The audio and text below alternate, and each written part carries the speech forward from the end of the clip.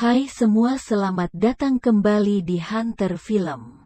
Di video kali ini kita akan membahas alur cerita Battle Through the Heavens Season 4 tentang akhir dari perjanjian 3 tahun antara Xiao Yan dan Nalan Yanran. Sebelum itu jangan lupa tetap dukung Hunter Film. Channel kecil ini bisa berkembang. Terima kasih.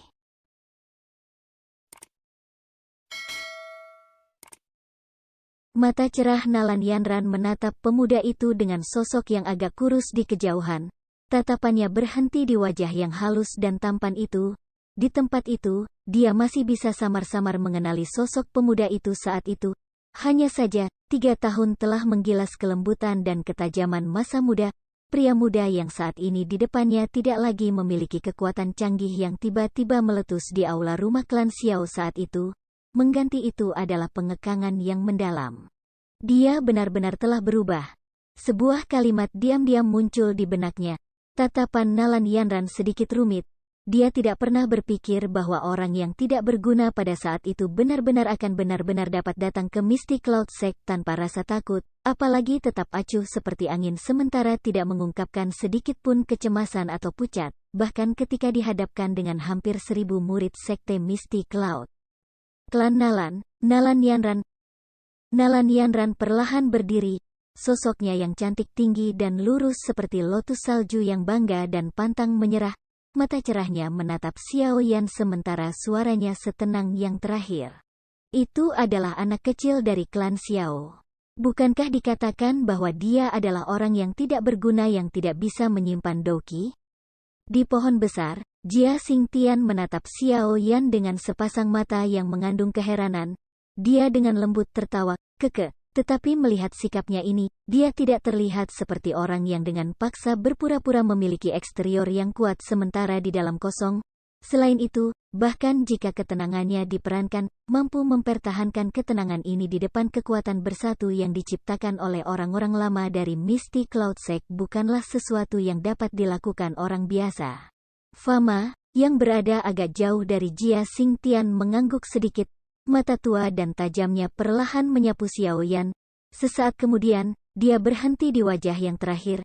Alisnya tiba-tiba bersatu sedikit ketika dia berkata, untuk alasan yang tidak diketahui, dia sepertinya memiliki perasaan yang akrab tentang dia. Kamu juga punya perasaan seperti itu? Mendengar ini, Jia Xingtian tertawa pelan.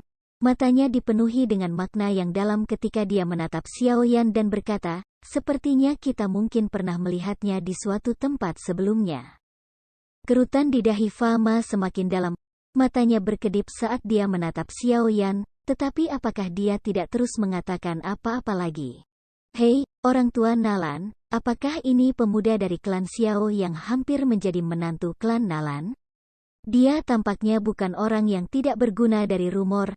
Bantalan dan kekuatan mental ini adalah sesuatu yang hampir tidak pernah saya lihat pada orang-orang muda yang saya temui. Mu Chen menoleh dan berkata, dia tersenyum pada Nalan Jie, yang matanya berhenti di tubuh Xiao Yan sejak awal. Dia sedikit melonggarkan senyumnya. Seorang menantu lelaki yang ditelantarkan karena dianggap tidak berguna, kini tampak lebih hebat daripada beberapa dari mereka yang disebut jenius.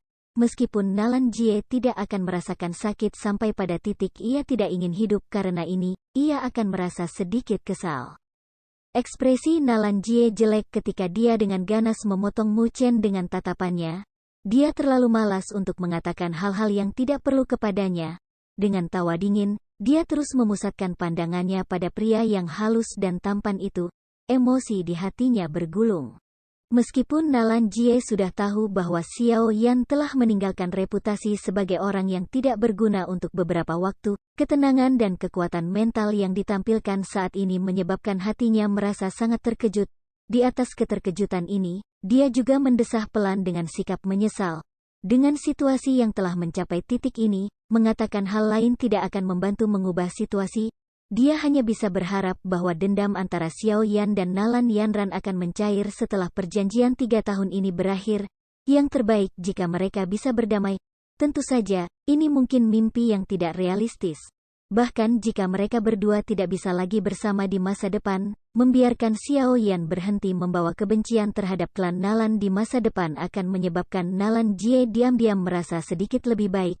Setelah semua dari bagaimana Nalan Jie saat ini melihatnya, pemuda ini pada dasarnya memiliki semua persyaratan untuk menjadi orang yang kuat. Kekuatan mental yang luar biasa, bakat pelatihan yang luar biasa, dan ketekunan untuk terus berjuang selama 3 tahun hanya demi sebuah janji. Dengan beberapa hal ini, jalan masa depan Xiao Yan menuju menjadi orang yang kuat akan jauh lebih lancar dan tidak terhalang. Nalan Jie tidak berpikir bahwa menjadi target dendam seorang pemuda dengan potensi tak terbatas adalah sesuatu yang bisa membuat seseorang senang. Sepertinya aku harus mengirim seseorang untuk menghubungi klan Xiao.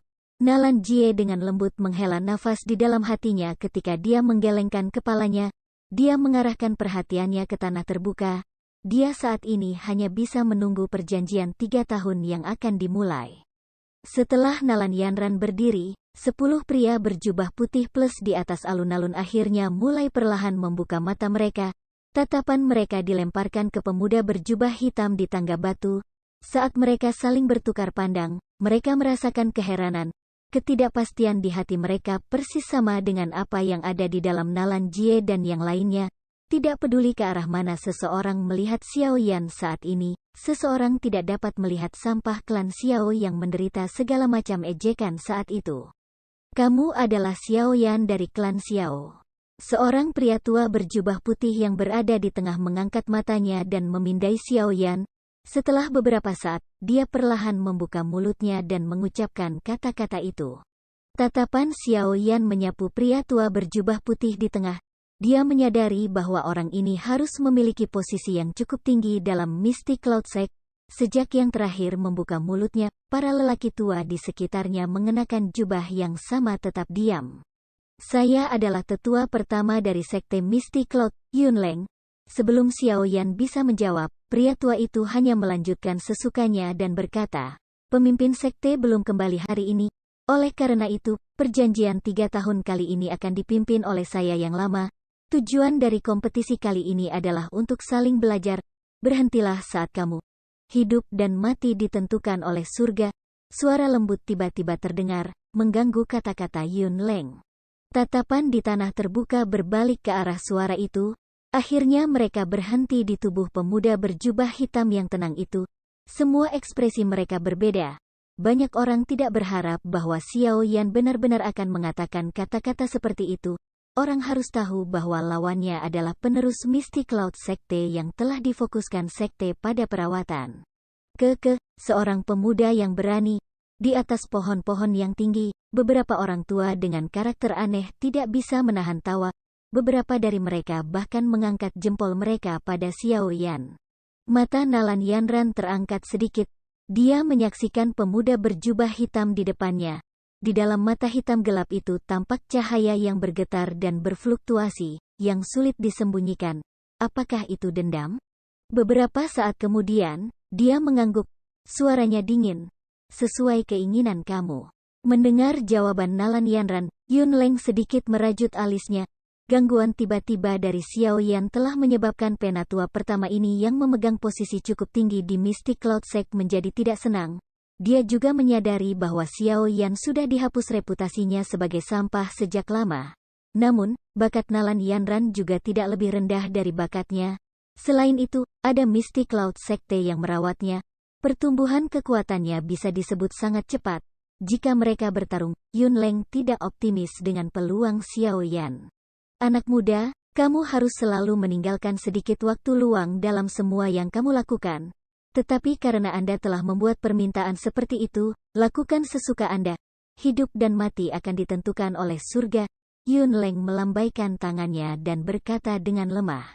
Sebuah lengkungan terangkat di sudut mulut Xiao Yan. Dalam hatinya, dia tidak bisa menahan tawa dengan dingin. Tinggalkan sedikit waktu luang. Saat itu, Nalan Yanran kejam. Adakah yang memintanya meninggalkan kamar untuk orang lain? Tangan Xiao Yan perlahan memegang gagang penguasa. Dia tiba-tiba mengeluarkannya dan penguasa sun berat membawa suara angin yang dikompresi. Itu miring ke tanah dan angin diciptakan dari tubuhnya, mengaduk semua debu di tanah. Douki berwarna hijau samar menyelubungi permukaan tubuhnya saat Xiao Yan menatap Nalan Yanran. Aku datang sesuai dengan perjanjian 3 tahun. Hari ini, mari kita selesaikan semua dendam masa lalu kita. harap bayar semua penghinaan yang telah Anda berikan pada klan Xiao saat itu. Nalan Yanran mengulurkan tangannya dan cincin penyimpanan berwarna zamrud di jari suaminya menyala. Pedang panjang berwarna hijau pucat muncul, tepi pedang sedikit miring, mencerminkan dingin yang dingin di bawah sinar matahari yang deras. Mata cantik Nalan Yanran bertukar pandang dengan sepasang murid hitam gelap itu. Dia menghela nafas dengan sedikit menyesal saat dia berkata dengan lemah, "Aku akan bertanggung jawab atas pernikahanku sendiri. Meskipun 3 tahun telah berlalu, saya tidak berpikir saya melakukan kesalahan saat itu. Saya memiliki hak untuk memilih nasib saya. Mungkin beberapa tindakan saya tidak tepat ketika saya memilih, namun, saya pikir saya masih akan membuat pilihan ini bahkan jika saya bisa kembali ke masa lalu." "Tindakanmu tidak pantas?" Xiao Yan tertawa pelan. Hanya tindakan sederhana yang tidak pantas dan dia ingin menjauh dari perilakunya yang kasar dan tidak masuk akal. Apakah ini tidak terlalu sederhana? Ekspresi Xiao Yan secara bertahap kembali ke ketidakpeduliannya. Telapak tangan yang memegang gagang penguasa menjadi semakin ketat. Sesaat kemudian, kakinya tiba-tiba maju selangkah. Di tempat itu mendarat, permukaan batu hijau keras sebenarnya memiliki beberapa garis retak yang menyebar. Douki berwarna hijau ganas dan bergelombang yang berisi beberapa bibit api berwarna hijau melonjak keras di permukaan Xiao Yan. "Mari kita mulai." Saat Nalan Yanran memegang longsword hijau pucat di tangannya, angin berputar-putar berwarna hijau samar bergulir dan melayang di tubuhnya. Bilah angin yang tajam mencabut dan muncul dalam angin yang berputar. Kadang-kadang mereka akan meledak, meninggalkan banyak bekas luka yang tidak dangkal maupun dalam di batu hijau yang keras. Pisau berangsur-angsur bergerak ke atas, menunjuk Xiao Yan dari jauh. Di bawah pantulan sinar matahari, ujung bilah memancarkan cahaya yang lebat dan keras. Saat douki di mereka berdua melonjak, atmosfer tanah terbuka langsung terbang berat. Lingkungan sekali lagi menjadi sunyi karena semua tatapan dilemparkan pada dua orang. Banyak dari mereka yang ingin tahu seberapa jauh yang telah dicapai oleh anak muda yang tidak berguna itu setelah 3 tahun pelatihan ini. Di alun-alun, Xiao Yan perlahan menutup matanya dan segera menghembuskan napas panjang. Matanya tiba-tiba ditembak terbuka dan nyala api berwarna hijau menyala melewati mata hitamnya yang gelap. Douki di tubuhnya sekali lagi menjadi jauh lebih dalam pada saat ini. Telapak tangan Xiao Yan erat memegang gagang penguasa dan merasakan perasaan berat yang berulang kali dikirimkan kepadanya. Dia mengangkat matanya dan menatap wanita itu dengan sosok seperti Willow di depannya. Keduanya bertukar pandang di udara. Kedua tatapan mereka agak rumit. Ekspresi Nalan Yanran tenang saat dia menghadapi bayangan hitam yang langsung menimpanya. Metode Qi-nya adalah afinitas angin. Karena itu, kecepatan dan kelincahannya yang cepat adalah hal yang sangat bagus baginya. Sama seperti Xiao Yan hendak mendekati jarak 10 meter darinya, Nalan Yanran akhirnya membuatnya bergerak. Jari-jari kakinya menekan permukaan tanah dengan lembut dan tubuhnya seperti daun yang jatuh di tengah badai dahsyat, melayang dan menghindar. Dalam sekejap mata, dia bertemu dengan sosok manusia berwarna hitam yang bergegas saat mereka berpapasan.